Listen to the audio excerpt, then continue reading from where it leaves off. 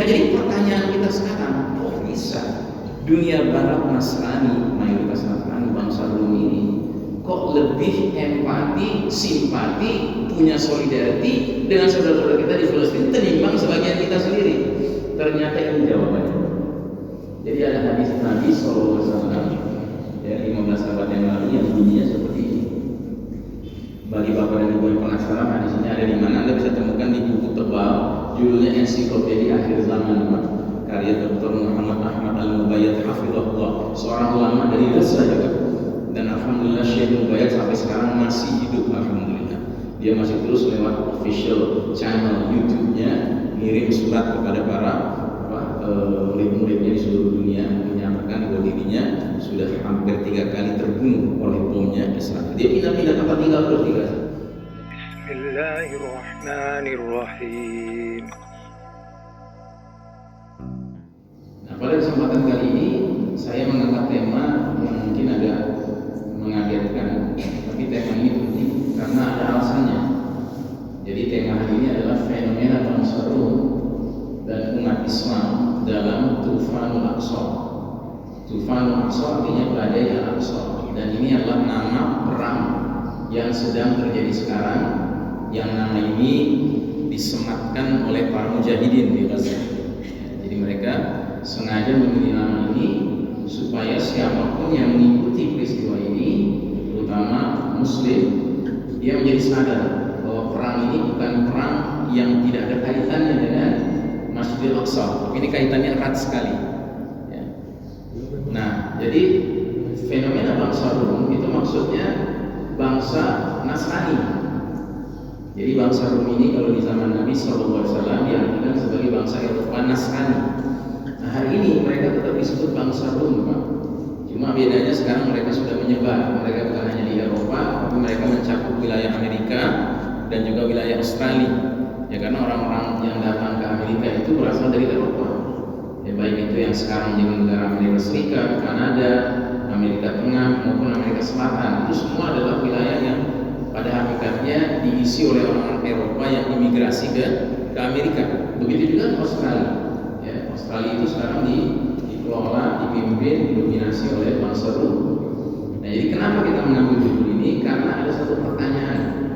Saya terima sebuah message di WhatsApp saya, bertanya begini, ya Ustaz, kok sepertinya orang-orang di Barat yang bukan Muslim itu begitu semangat mengadakan demo-demo pro Palestina, dan sepertinya lebih semangat daripada umat Islam sendiri. Padahal kita satu akidah dengan mereka, dengan saudara-saudara kita di Gaza. Sementara orang-orang di Barat ini kan bukan seakidah, begitu. Nah, ternyata setelah dipelajari, rupanya memang ada hadis dari Nabi SAW yang menyebutkan bahwa suatu ketika nanti di akhir zaman menjelang kiamat, bangsa Rum ini akan menjadi aksarun nas, menjadi bangsa yang dominan. Ya, bukan saja jumlah, tetapi pengaruh pun dominan. Begitu. Nah, jadi berdasarkan hadis inilah kita mengangkat tema ini. Kita coba kupas sekarang ya. Bismillahirrahmanirrahim. Kita mulai dengan kejadian yang berlangsung sejak tanggal 7 Oktober 2023. Jadi apa yang kita lihat sejak saat itu, dan ini berarti kita sekarang sudah di hari ke-258, Pak.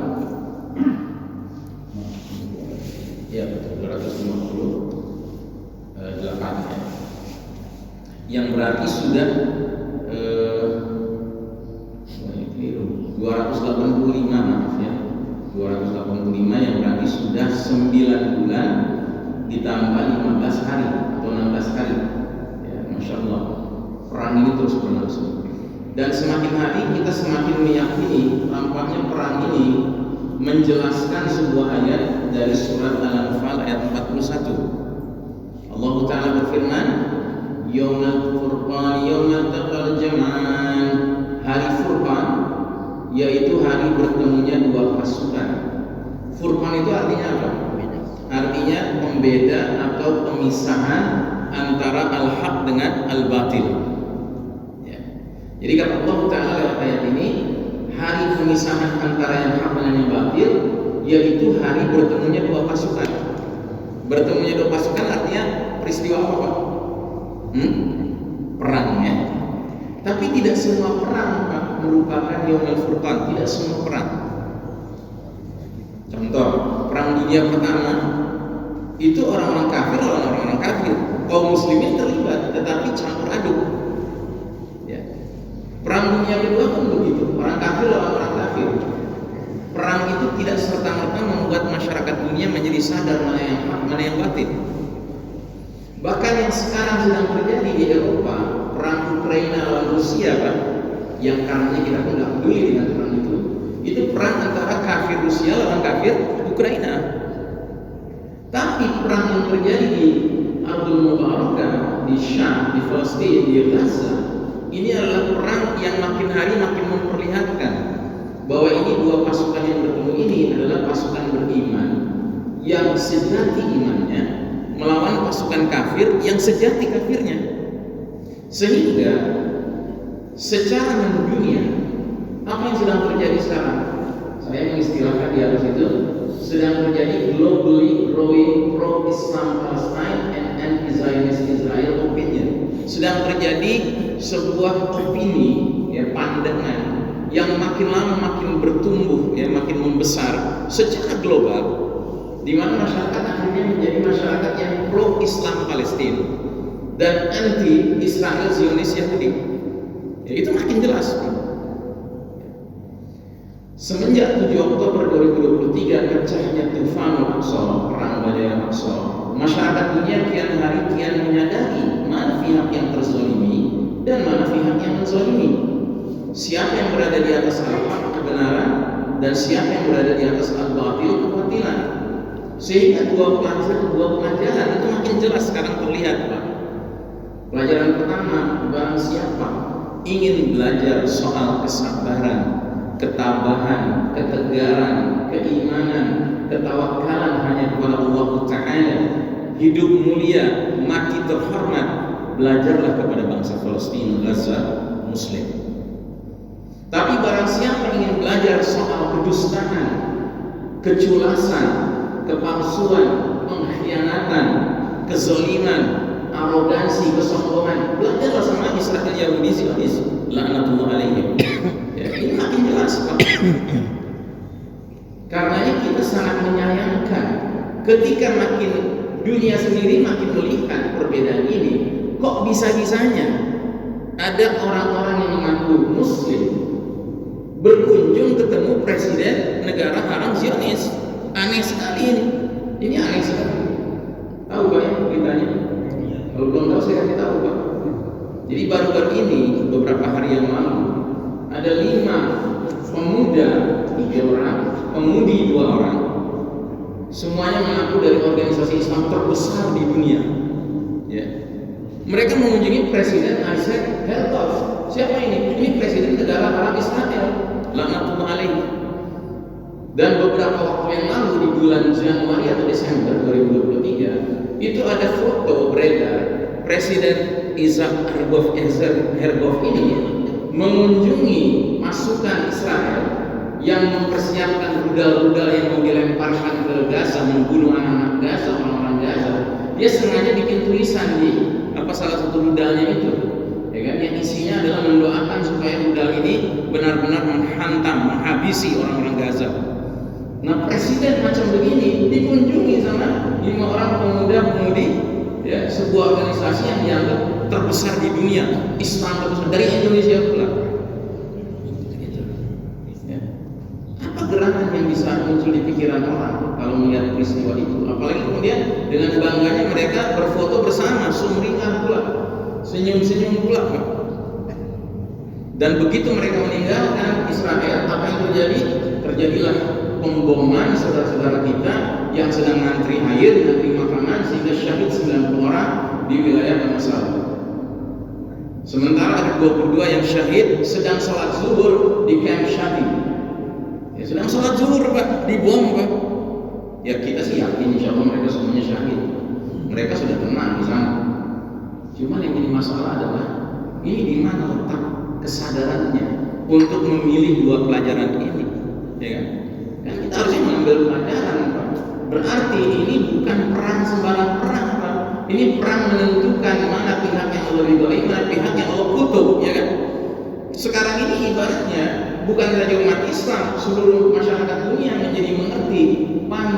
resah kalau bangsa Yahudi ini digelari Allah dalam surat Al-Fatihah dengan gelar Al-Maghdubi alaihim.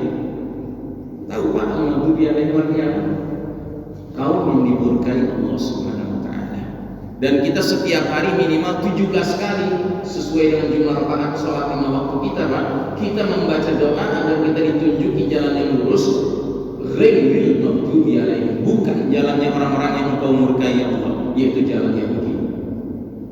Nah, jadi saudara rahimakumullah, inilah kondisi dunia kita sekarang. Ya. Makanya saya menghimbau kita semua, jangan lelah, Pak. Jangan lelah mendoakan saudara-saudara kita di Gaza. Bahkan saya sudah mewajibkan diri saya sekarang ini, Pak, jika dapat izin sholat menjadi imam, mau itu subuh, zuhur, asar, maghrib, isya, saya baca qunut nazir di rakaat terakhir. Kenapa? Karena begitu sunnahnya. Nabi pernah mengirim 70 sahabat lebih yang hafal Quran 30 juz, dikirim ke satu kampung musyrikin untuk mengajarkan Islam. Atas permintaan kampung itu, di tengah jalan mereka dibantai. Apa yang dilakukan Nabi? Berhari-hari, berpekan-pekan Nabi pimpin 5 waktu sholat itu mesti baca qunut nazir untuk kehancuran mereka yang dalam membantai itu. Ya. Nah, sedangkan saudara-saudara kita masih dibantai sekarang, Pak, belum berakhir pembantaian.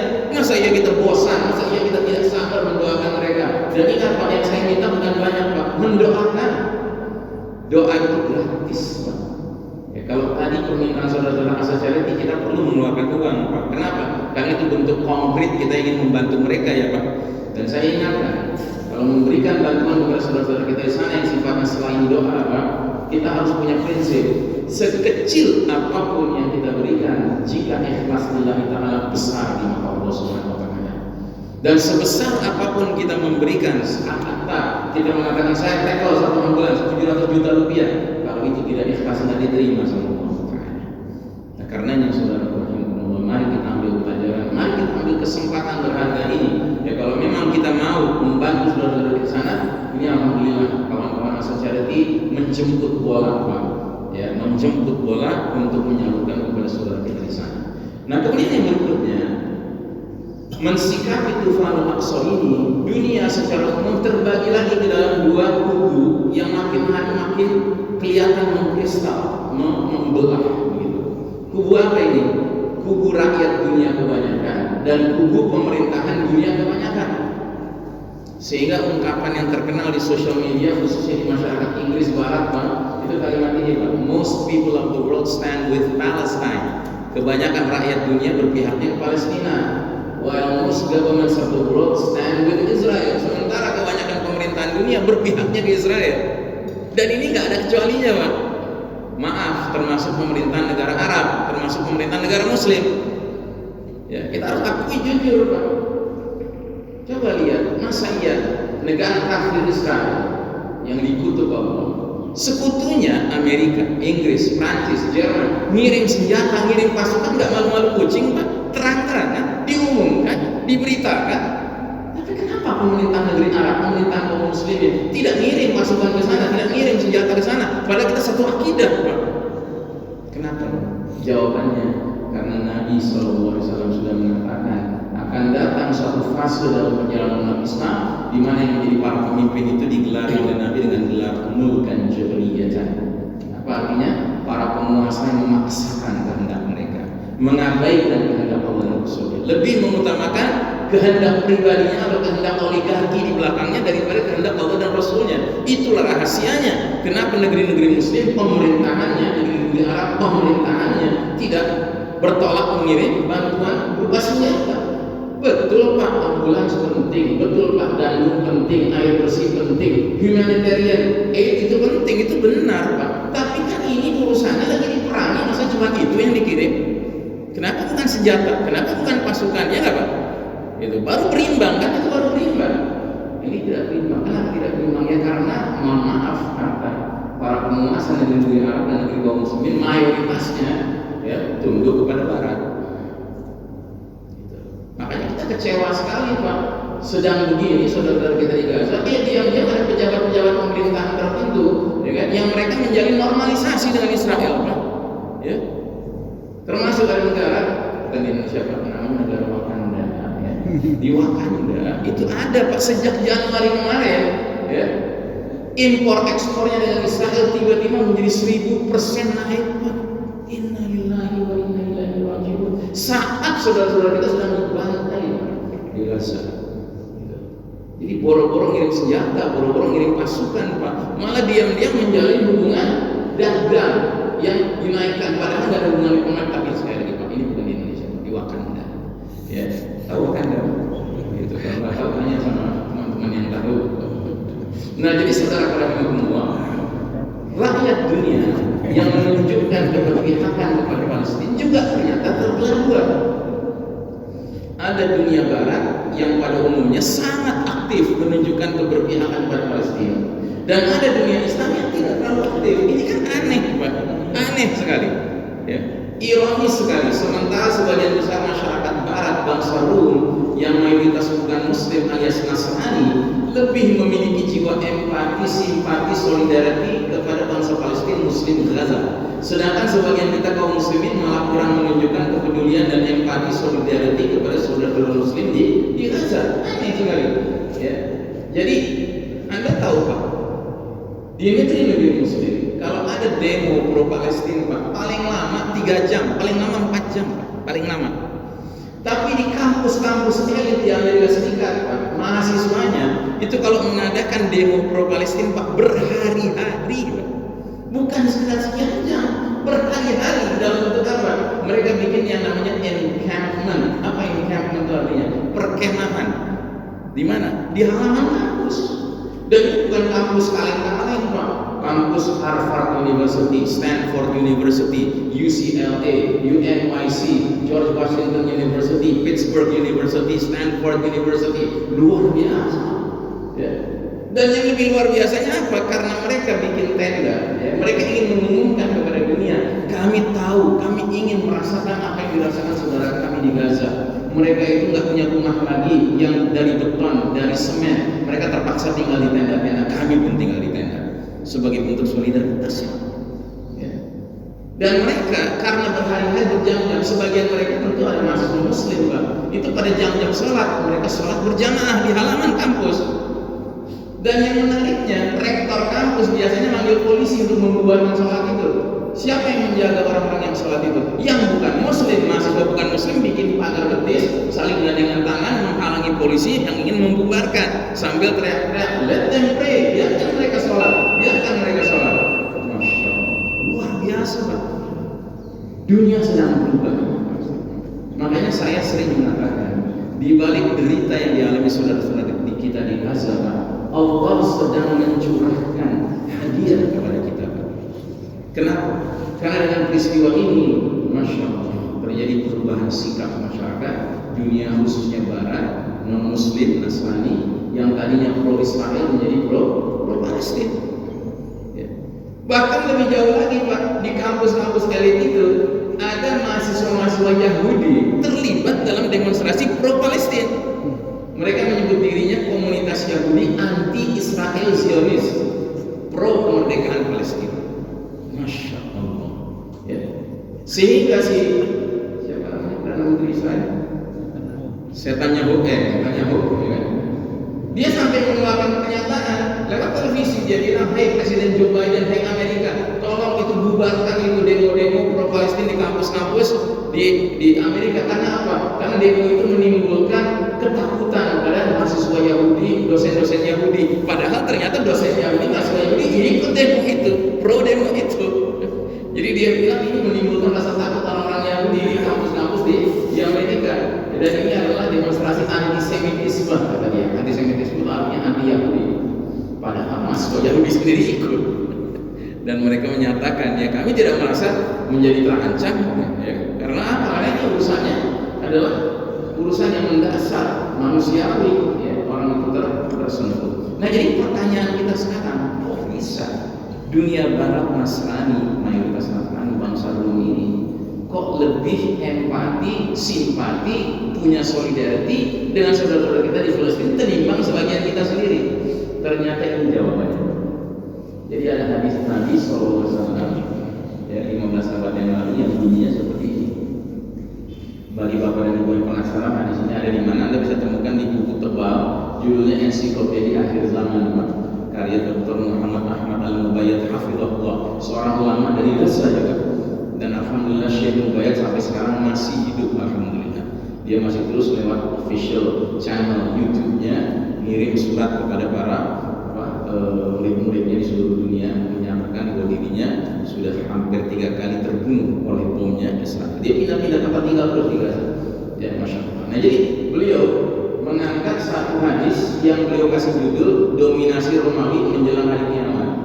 Jadi bunyi hadisnya begini. Ada seorang sahabat namanya Al-Mustawrid mengeluarkan statement taqum sa'atu war-rumu aksarun nas, yang artinya pada saat hari kiamat tiba, bangsa Rum adalah yang banyak mendominasi. Bahasa aslinya aksarun nas. Mendominasi itu artinya manusianya banyak, pengaruhnya pun luas, mendunia pengaruhnya. Mendengar ucapan Al-Mustawrid ini sahabatnya. Seorang sahabat yang lain namanya Amr bin Al-As radhiyallahu anhu. Ini sahabat senior Pak Amr bin Al-As ini. Dan sahabat Amr bin Al-As ini ahli politik Pak. Dia ngerti sosiologi.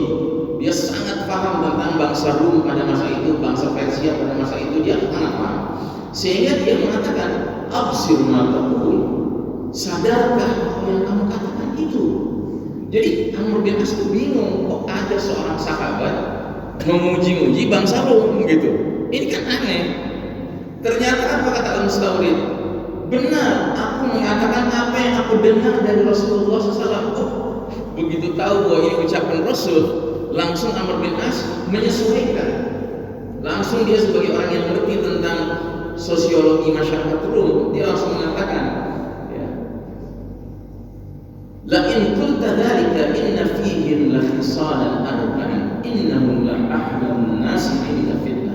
Kalau demikian, artinya kalau memang ini ucapan Rasul, memang bangsa Rum itu punya 4 ciri istimewa. Yang pertama ciri mereka adalah mereka bangsa yang paling ulet dalam menghadapi fitnah. Tahu ulet ya Pak? Ulet apa bahasa Padang? Iya. Apa ulet? Gigih, jadi gigih ya.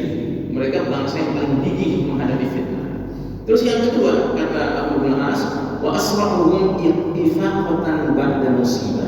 Dan mereka suku bangsa yang paling cepat bangkit apabila ditimpa bencana krisis. Terus yang ketiga dikatakan wa ausyaquhum wa asra'uhum ifaqatin ba'da musibah.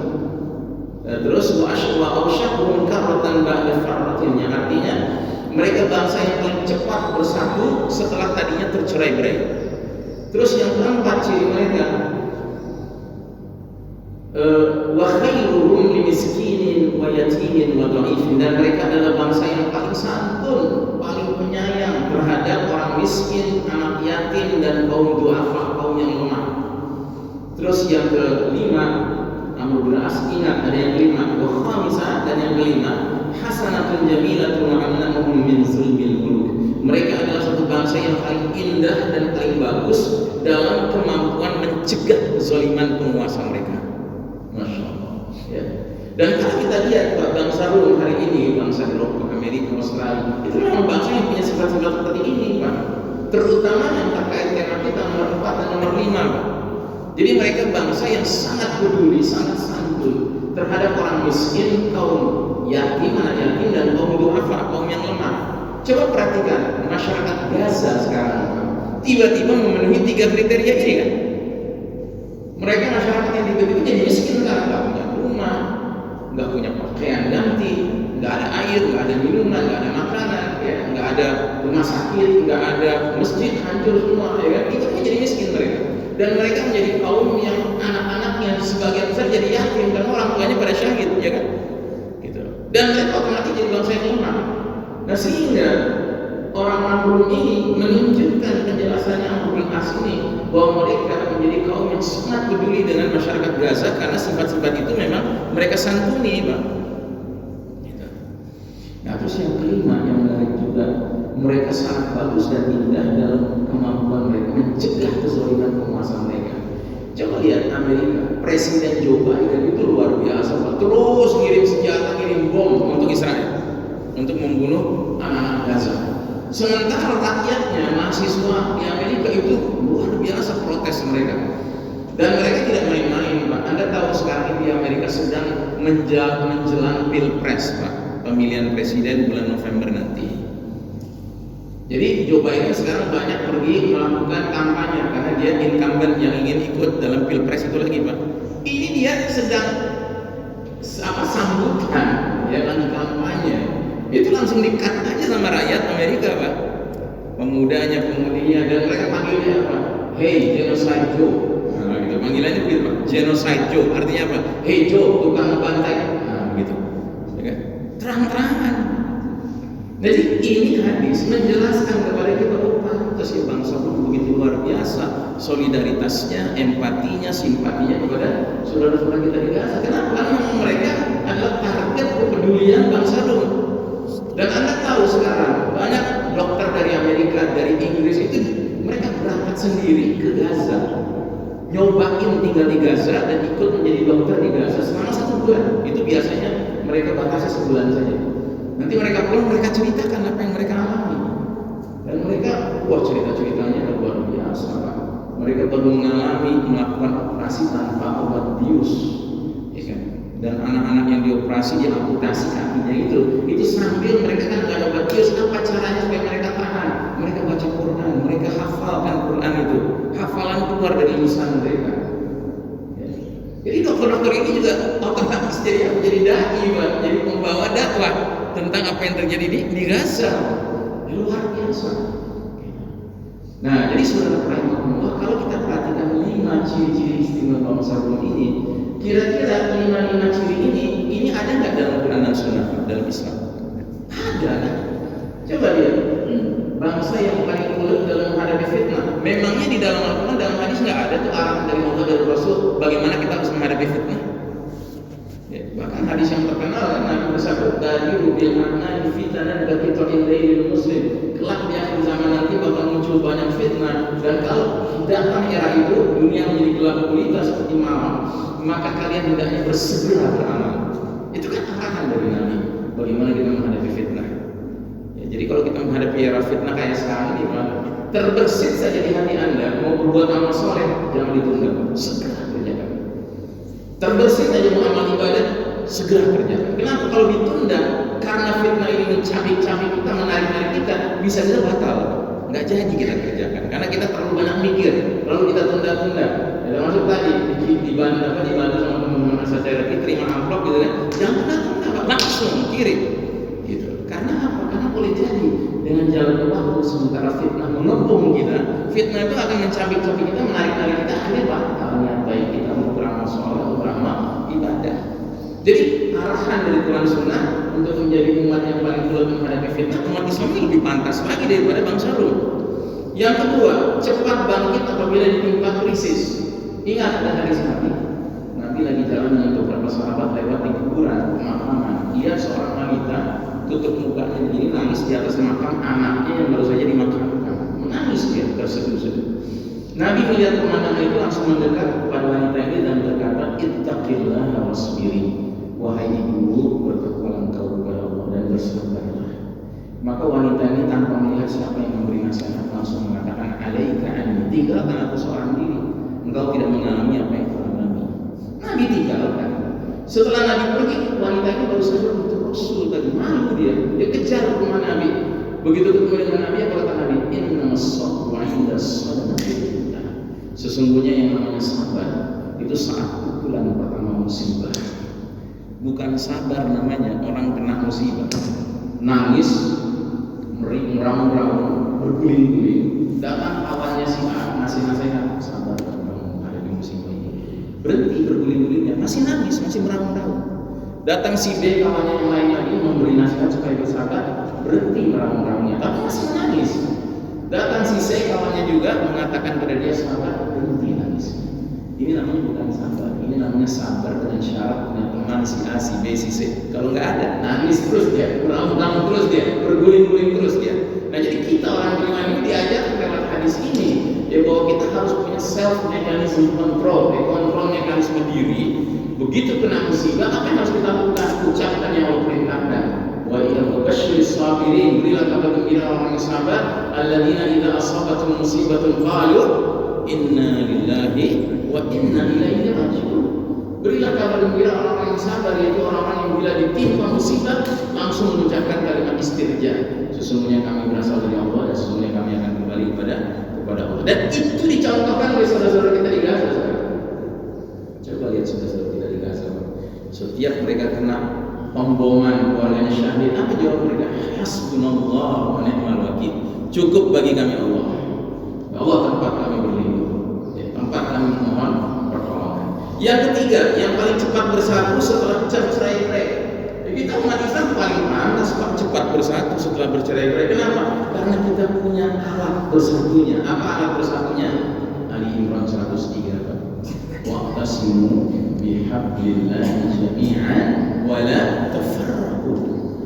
Dan berpegang teguhlah kalian bersama-sama berjamaah dengan tali agama Allah Islam ini, dan jangan bercerai-berai. Ini ayat sering dibahas dalam sebuah Islamnya. Cuma sayangnya yang lebih ditekankan itu bagian ujungnya, jangan bercerai-berainya. Ya jangan bercerai-berai, ngerti kita. Cuma bagaimana caranya? Caranya adalah berpegang teguh pada tali agama Allah. Justru bagian awalnya itu lebih penting. Kalau bagian awalnya dipegang, ya niscaya bercerai-berai nggak terjadi. Cuma kan masalahnya kita sekarang berpegang pada tali Allah, cuma tidak hanya pada tali Allah. Sambil berpegang pada tali Allah, megang juga tali yang lain. Sadar nggak Pak? Ya, makanya saya sering mengatakan, oke, boykot produk-produk dari makanan minuman yang ngirim labanya sebagiannya ke Israel untuk membunuh anak-anak Gaza, itu boykot. Oke, boykot McDonald, boykot KFC, boykot Pizza Hut, boykot Starbucks. Oke, cuma masa boykot cuma itu doang kan? Kenapa kita nggak boykot ideologi buatan Yahudi? Itu lebih penting. Apa ideologi buatan Yahudi? Sekularisme, liberalisme, pluralisme, nasionalisme, demokrasi, itu kan bikinan Yahudi Pak. Ustaz, memang nasionalisme bertentangan sama Islam? Lah, bukannya nasionalisme yang sekarang menghalangi para penguasa-penguasa negeri Muslim Arab membantu Palestina dengan dalih apa? Kepentingan nasional lebih utama daripada kepentingan agama. Agama kan sempit, cuman kalangan tertentu dari bangsa kami. Jadi begitu ngirim pasukan kan nanti ya non Muslim warga negara Wakanda misalnya, ya kan? Itu langsung teriak-teriak, oh bantu sana, ya kan? Kita ini kan terancam sama Cina. Kenapa nggak di sini? Siapkan dulu pasukan. ya terus aja kalau kata orang Betawi barang monyet nggak sadar-sadar. Karena apa? Nggak mau boykot ideologinya, cuma boykot makanan dan minumannya. Ya. Baik, nah jadi saudara rahimahullah, yang keempat, paling santun terhadap orang miskin, anak yatim, orang yang lemah. Begitu banyak ayat hadis yang menyuruh kita untuk peduli dengan anak yatim, dengan orang yang lemah, dengan orang yang miskin. Bahkan sampai Allah menggugat dengan pertanyaan yang sangat menakutkan, Pak. Ara'aital ladzi yukadzibu bid-din. Apa kamu tidak perhatikan orang yang mendustakan agama? Siapa itu yang mendustakan agama? Alladzi yad'ul yatim, orang yang menghardik anak yatim. Bayangkan, menghardik anak yatimnya itu dianggap mendustakan agama. Jadi kita ini mestinya kaum yang lebih lagi dari bangsa Rum untuk apa? Paling santun ya terhadap kaum miskin, du'afa dan anak yatim. Nah yang kelima mungkin yang sulit. Karena sebagian dari kita ada yang berpikiran, wah kalau sudah boleh ambil penguasa nggak boleh disentuh. Yang mesti dianggap selalu benar. Padahal kalau kita pelajari sejarah Islam, banyak ulama-ulama yang istiqamah ketika menghadapi khalifah yang agak menyimpang sedikit itu diluruskan langsung, nggak ragu-ragu. Bahkan ada hadis Nabi, afdhalul jihad inda sultan, afdhalul jihad kalimatul haqq inda sultanin jahir. Ya, jihad yang paling afdal adalah menyampaikan kata-kata yang benar kepada penguasa yang zalim. Ya, jadi seharusnya kita lebih pantas lagi Pak memiliki sifat itu daripada bangsa. Ya. Nah jadi saudara rahimahullah, inilah kira-kira rahasianya. Kenapa hari ini bangsa Rum kok begitu dahsyat menunjukkan keberpihakan kepada saudara-saudara kita di Palestina, padahal beda akidah. Sementara kita yang satu akidah kok sepertinya ragu-ragu. Ya. Karenanya alhamdulillah sekarang ini Pak, bangsa Barat, Rum, baik Amerika, Eropa, Australia, yang peduli dengan bangsa Gaza, warga Gaza, itu mereka sampai ke derajat tidak sedikit yang akhirnya memeluk Islam. Karena setelah mereka pelajari kezaliman yang dikerjakan Israel kepada saudara kita di Gaza, mereka kemudian menjadi sadar, wah hebat sekali ini ya warga Gaza. Sudah rumahnya hancur, keluarganya syahid, kesulitan makanan, minuman, tidak ada bantuan medis, dengan sulit air bersih, tapi mereka tetap beriman kepada Tuhan mereka. Wah kalau begitu saya juga mau punya iman seperti itu. Ya. Akhirnya mereka pelajari Al-Quran, mereka pelajari Islam, mereka pelajari iman, dan akhirnya mereka berlompatan masuk Islam. Makanya saya sering mengatakan, apakah bangsa Palestina sudah menang? Sudah menang. Buktinya apa? Buktinya efek dari perang di Gaza ini, masyarakat dunia barat banyak yang memeluk Islam sekarang. Sedangkan bagi kita orang beriman, memeluk Islamnya orang tadinya kafir, ya kan, itu kemenangan. Itu kemenangan buat kita. Dan kita sudah sampai hafal suratnya sejak masih anak-anak, Pak. Idza jaa nasrullahi wal fath wa ra'aitan nasa yadkhuluna fi dinillahi afwaja fasabbih bihamdi rabbika wastaghfir innahu kana tawwaba. Bila mana pertolongan dan kemenangan dari sisi Allah sudah tiba dan engkau menyaksikan manusia berbondong-bondong memeluk agama Allah Islam, maka sucikan Allah, pujilah Allah, minta ampunlah kepada Allah, sesungguhnya Allah Maha menerima taubat. Jadi artinya apa? Masyarakat yang tadinya kafir menjadi muslim, Pak, itu adalah bentuk kemenangan bagi kita orang beriman. Makanya Nabi juga digambarkan dalam surat At-Taubah ayat 128, ya.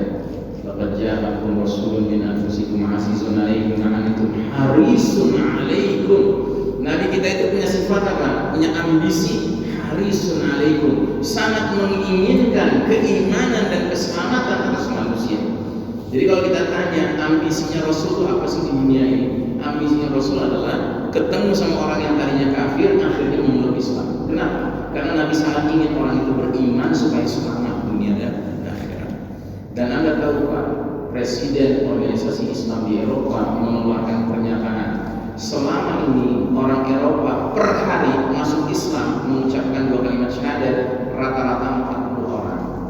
Tapi semenjak perang di Gaza, jumlah mereka yang memeluk Islam orang Eropa rata-rata per hari menjadi 800 orang. 20 kali lipat. Masya Allah. Ya. Nah jadi saudara rahimahullah, ada hal yang ingin saya sampaikan, 2 hal lagi penting sekali. Yang pertama, Nabi Muhammad SAW pernah ditanya, masjid apakah yang pertama kali ada di muka bumi? Dijawab oleh Nabi kita, Masjidil Haram. Di mana itu? Di Mekah, ya. Yang ada Ka'bah di atasnya, di dalamnya, ya. Setelah itu kemudian masjid mana? Masjidil Aqsa. Jadi 2 masjid ini, Al-Haram dan Al-Aqsa yang ada di Baitul Maqdis ini 2 masjid yang paling awal muncul di muka bumi ini. Dan ada perbedaan. Masjidil Haram ini adanya di Ardul Haram, di tanah suci Al-Haram. Sehingga ada jaminan dari Allah Ta'ala bahwa Masjidil Haram ini, ya, ini akan menjadi dilindungi langsung oleh Allah Ta'ala. Makanya ada ayat yang mengatakan man dakhalahu kana aminan, barang siapa masuk ke Masjidil Haram dia aman. Tapi Masjidil Aqsa, ya, ini adanya di Ardul Mubarakah, di tanah yang diberkahi. Kalau diberkahi itu nggak otomatis haram, nggak otomatis suci, nggak otomatis dilindungi Allah dari berbagai kemungkinan penghancuran, ya kan, penguasaan, penjajahan, ya. Bahkan Masjidil Aqsa ini sepanjang sejarah itu menunjukkan dia kadang-kadang ada di tangan kaum muslimin, kadang-kadang di tangan kaum Salibi, kadang-kadang di tangan Yahudi, begitu. Dan menariknya, para ulama kita cenderung mengatakan barometer tolok ukur izzah umat Islam. Izzah itu artinya apa? Marwah, ya, marwah, kemuliaan bangsa Islam ada pada posisi Baitul Maqdis dan Masjidil Aqsa. Bila kedua-duanya dalam keadaan terjajah, maka umat Islam juga dalam keadaan terjajah. Sebaliknya, kemerdekaan Masjidil Aqsa dan Baitul Maqdis sebagai tempat penghambaan manusia kepada Allah Subhanahu wa Ta'ala menjadi syarat mulianya umat Islam. Maka saya mengajak saudara sekalian rahimahullah, mari kita menjadi generasi pembebas Masjidil Aqsa dengan cara dari sekarang kita tidak melakukan tindakan acuh tak acuh terhadap apa yang terjadi di Ardul Mubarakah, khususnya di Palestina, khususnya lagi di Gaza, karena ini adalah saringan buat kita, Pak. Kita ini diletakkan di kelompok mana